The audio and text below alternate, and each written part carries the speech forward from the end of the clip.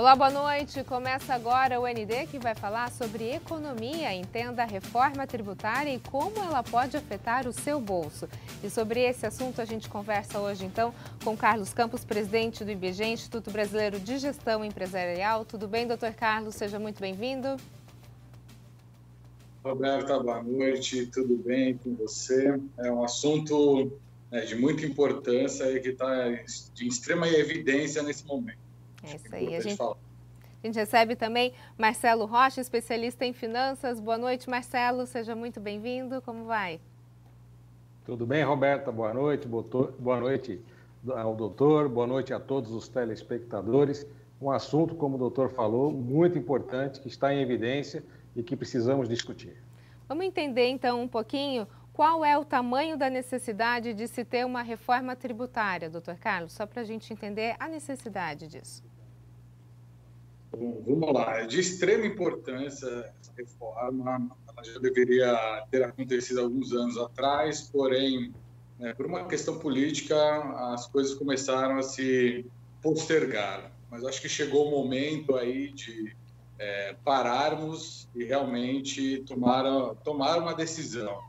E por isso eu vejo como de extrema importância essa criação de etapas aí na aprovação, porque todas as reformas anteriores, elas pararam, elas não foram em diante em razão aí das questões políticas. Então, criar aí primeiro a unificação do PIS e COFINS, enfim, criar, acho que essa mudança cultural, e que seja, como posso dizer, passo a passo, Essa reforma, de alguma forma, ela pode diminuir os tributos, Marcelo? Como é que você entende isso nesse momento? Olha, Roberta, a tendência, que o governo até vem dizendo aí nos meios de imprensa, é que ele não vai causar aumento de impostos, Então, a gente espera que, obviamente, com essa não causar aumento de impostos, ele venha a ter aí um recuo, pelo menos, para aquela massa que mais necessita do recurso e também do bem que o imposto gera. No caso, as pessoas mais necessitadas e os trabalhadores. Agora, saber se vai diminuir ou não, só o tempo é que vai dizer. O que precisa mesmo é desburocratizar todos esses meios de cobrança de impostos, muita legislação sobre legislação, e aí acaba confundindo, trazendo muito retrabalho e, obviamente, encarece todo esse processo. Então, a tendência aí é que se tenha uma diminuição na desburocratização, e também aí, obviamente, com o passar do tempo, tenhamos aí uma diminuição da carga com o aumento de pessoas envolvidas no pagamento de impostos. E aí a gente entendendo que essa reforma tributária saia do papel de uma vez por todas, doutor Carlos, ela favorece quem? Pessoa física, pessoa jurídica ou as duas situações? Olha, o objetivo é auxiliar tanto a pessoa física quanto a jurídica. Eu acho que a jurídica ela, já teria um impacto aí de imediato em relação ao cumprimento das obrigações acessórias, que é o chamado custo Brasil. As empresas demoram mais de 2.000 horas por ano para cumprir todas essas obrigações, ou seja, estar em conformidade com todas as exigências, e a pessoa física, o correto é ter aí a redução. Mas não é o que nós vemos, principalmente pelo ponto de vista como posso dizer, de tributar o consumo, A gente viu aí que diversos outros países, a concentração da tributação no consumo, ele acaba não tendo aí a correta justiça tributária, enfim. Vejo também como uma violação de diversos princípios constitucionais que seriam garantias fundamentais, como, por exemplo, a capacidade contributiva, seletividade, enfim, cada produto, quanto mais essencial ele for, menor o tributo precisa cair sobre ele, enfim, direcionar a carga tributária muito mais para a renda e para o patrimônio em outros países tem visto que tem dado certo. Mas até isso aconteceu, né, eu vejo aí um caminho muito longo. Agora se fala dessa unificação de PIS e COFINS e a gente tem aqui um detalhe importante que a reforma tributária ela pode aumentar em até 40,4% a carga tributária para a medicina diagnóstica. Segundo a Associação Brasileira de Medicina, Abramed, isso afetaria diretamente os laboratórios e clínicas de imagem. Hoje, o setor possui uma carga tributária de 3,54%. Pela proposta, seria criada uma alíquota única de 12%. Isso, no final da história, vai afetar o bolso de quem? Do consumidor? Marcelo? Exatamente. Pode ser o doutor Carlos também. Pode começar, Carlos, depois eu complemento aqui. Tá bom, só pontuar aqui umas questões que é importante. Vamos lá. Essa ideia de unificação do PIS e COFINS, entende-se que ele vai majorar aí o serviço, por quê? Esse imposto seria sobre o valor agregado. Então, por exemplo, numa industrialização, uma revenda de produto, esse valor agregado é muito menor. No serviço, não, ele tem, digamos que a mão de obra dele seria mais cara. Então, além disso, os serviços médicos possuem um regime especial. Isso, basicamente, vai se perder aí com essa unificação. Então, realmente, é preciso se pensar para que não haja essa majoração especificamente para o ramo de serviços, que ele tem aí alcançado, em média, 70% do mercado. Então, realmente vai ser um impacto muito grande. Você concorda, Marcelo? Concordo. E assim, Roberto, quando você tem uma reforma, dessa plenitude, obviamente, algumas categorias terão um prejuízo de início, serão prejudicadas, e aí depois vem os ajustes, ao planejamento aí que está sendo feito pelo ministro Paulo Guedes, e claro, eles já pensam também nessa futura redução em algumas categorias,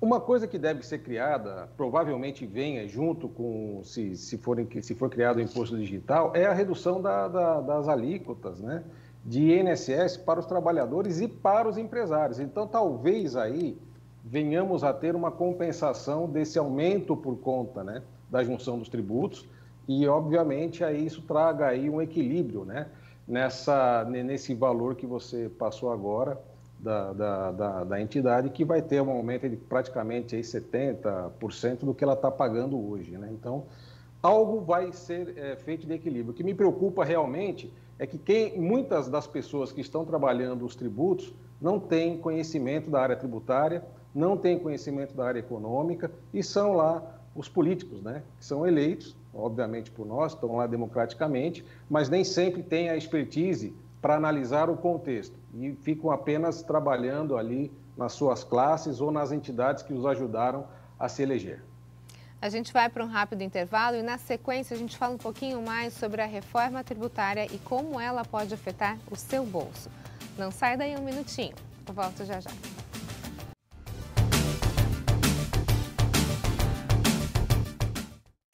O ND está de volta. Nosso assunto de hoje é reforma tributária e sobre isso a gente está conversando aqui com Carlos Campos, presidente da IBGE, Instituto Brasileiro de Gestão Empresarial, e com Marcelo Rocha, especialista em finanças. Falamos sobre a unificação do PIS e COFINS, o que isso pode gerar para as empresas, e agora eu gostaria de falar um pouquinho sobre a desoneração da folha de pagamento. Doutor Carlos, seguidamente, há tempos, o ministro Paulo Guedes fala da desoneração da folha de pagamentos. Isso é essencial para a criação de empregos? Sem isso, a gente pode sofrer para conseguir retomar essa economia, principalmente nesse momento de pandemia, de pós-pandemia, Se é que a gente já passou por ela, que a gente está vivendo. Como é que o senhor vê isso? Eu vejo como também de extrema necessidade. Seria o ideal realmente englobar na reforma todos os tributos, mas eu vejo como de difícil negociação para que seja aprovado, principalmente a inclusão dos municípios e estados. Eu acho que cada um iria buscar aí o seu interesse pessoal e não conseguiria chegar aí no consenso, o que dificultaria a aprovação e que isso acho que iria se prolongar ao longo aí,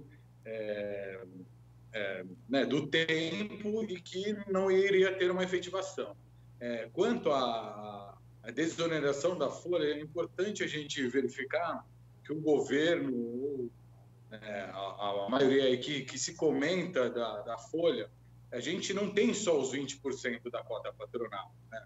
Ao final, se você chega aí a mais de 100% do valor, né? Tem os 20% da cota patronal, tem a parte de risco do acidente do trabalho, tem uma entidade de terceiros que são patrocinadas pelas empresas também, que seria o SESC, Senai, Salário Educação, enfim, isso acaba majorando muito no final aí de se contratar funcionários formais, né? E aí isso acaba colocando aí, hoje eu vi até uma estatística que 25% do PIB ele ainda é informal, né? Ele não entra nem para tributação e nem para como fala, quantidade, aumento dos empregos. E se nada Então, for feito, isso ainda vai aumentar, né, doutor? Pós-pandemia, a tendência é que esse número na informalidade aumente ainda mais, né? Exatamente. A gente viu números enormes de desemprego, de demissões em massa, e isso realmente até esses empregados voltarem ao mercado, isso acho que tem um tempo, e todo mundo vai acabar buscando aí uma informalidade para, pelo menos, sobreviver, né? E aí isso acaba impactando em toda a economia, todo o mercado. Se não houver uma mudança, a gente vai ficar em ciclos, e nunca vamos progredir. Para a gente entender, então, a importância da desoneração da folha de pagamento, Marcelo, a gente tem uma ideia de quanto custa para a empresa um funcionário? Vamos fazer uma conta rápida aqui, imaginando que uma pessoa ganhe R$1.000. Na realidade, para a empresa, quanto que ela custa? Olha, Roberta, para essas empresas que estão pleiteando a desoneração, né, que estão atuando em excepcionalidade, para eles, aí um funcionário ele custa mais ou menos de 112% a 120% além do salário dele. Então, no salário de R$1.000, pode-se considerar que a empresa gasta aí em torno de R$2.200, considerando a tributação e todos os direitos trabalhistas, né? Então, é bastante caro. A única coisa que tem que tomar cuidado e tem que se analisar com muita atenção é que quando você desonera uma determinada classe, determinada área, né? Pela lei de responsabilidade fiscal, você tem que repor esse valor que você arrecadava de uma outra forma, né? Então, de uma forma ou de outra, quem acaba pagando por essa desoneração, no final das contas, é quem está na ponta, no caso, aí os consumidores, né? Consumidor dos produtos, porque de uma forma ou de outra ele vai acabar pagando por essa desoneração que vai vir aí através de algum outro tipo de imposto embutido no preço dos produtos. Ou seja, perde o trabalhador e depois perde o consumidor também, é isso? Exatamente, perde todo mundo nessa hora. Por isso que é importante o equilíbrio, né? E a reforma ela vem exatamente para isso, né? Para equalizar essa situação e, obviamente, corrigir distorções, né? E fazer com que todo mundo tenha uma carga tributária justa. Vamos falar um pouquinho sobre a questão do teto de gastos. O ministro Paulo Guedes é um grande defensor, né, do novo CPMF. Na sua avaliação, por que o ministro entende que a criação desse tributo é de extrema necessidade? Doutor Carlos?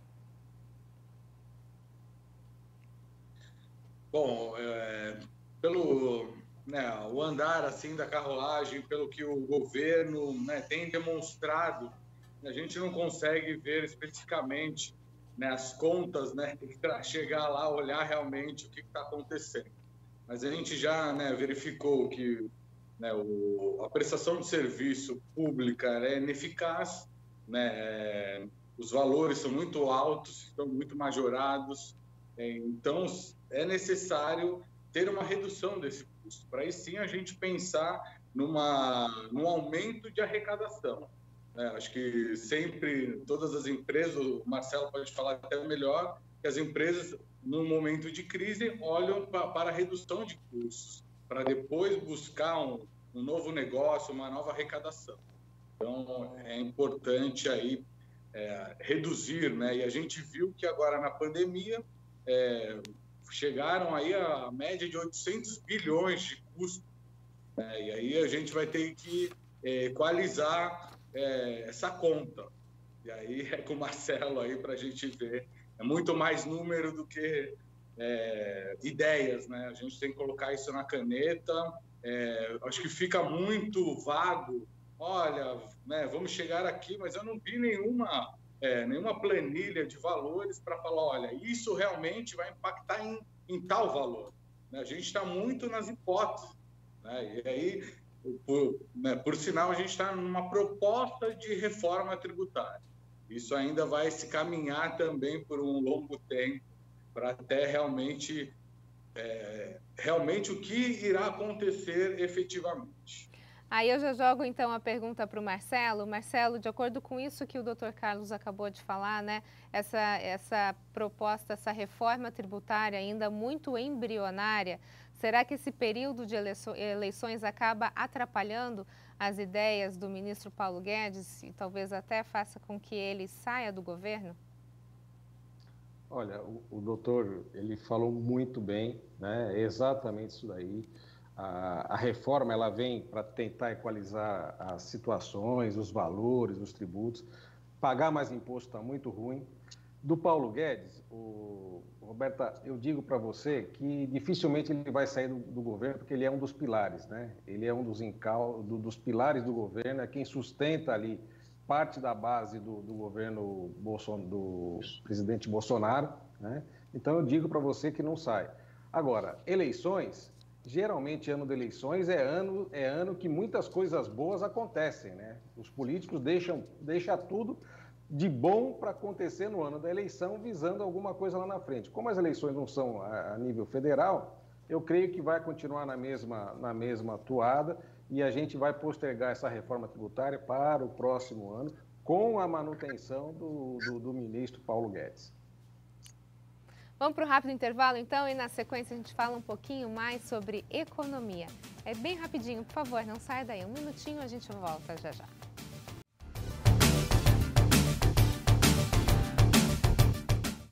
O ND está de volta. Nosso assunto de hoje é economia, reforma tributária, e sobre isso a gente está conversando com Carlos Campos, presidente do IBGEM, e Marcelo Rocha, especialista em finanças. Marcelo, falando sobre uma matéria que saiu na revista Veja, entrevista, o ministro Paulo Guedes fez a seguinte declaração sobre a demissão dos secretários Salim Matar e Paulo Webel. Houve uma debandada, os conselheiros do presidente que o aconselham a pular a cerca e furar o teto vão levá-lo para uma zona sombria, uma zona de impeachment. Você concorda com isso? Está tendo uma confusão aí no Ministério da Economia? Pode ser que a política esteja interferindo na economia, os interesses, de repente, do presidente Bolsonaro em se aliar ao Centrão, pode estar mexendo nessa realidade, nos planos de Paulo Guedes? Olha, eu não tenho a menor dúvida que isso possa estar acontecendo, né? Os dois secretários especiais que saíram, eles saíram, obviamente, porque viram que não vão conseguir cumprir as metas estabelecidas no planejamento, né? No planejamento que eles mesmos, né, fizeram no início de governo. A rapidez, né, a agilidade com que se anda é muito política, ou seja, é lenta demais. E quando você tem a interferência política, onde se busca o populismo, né, e usar do dinheiro público para agregar o maior número de pessoas que possam vir a votar naqueles que estão gerindo a nação, ou o estado, ou o município, claro que aí nós vamos para uma situação muito ruim. E ferir o teto de gastos realmente vai e pode levar aí o presidente a um processo de impeachment com muita facilidade, porque a oposição está muito atenta a isso.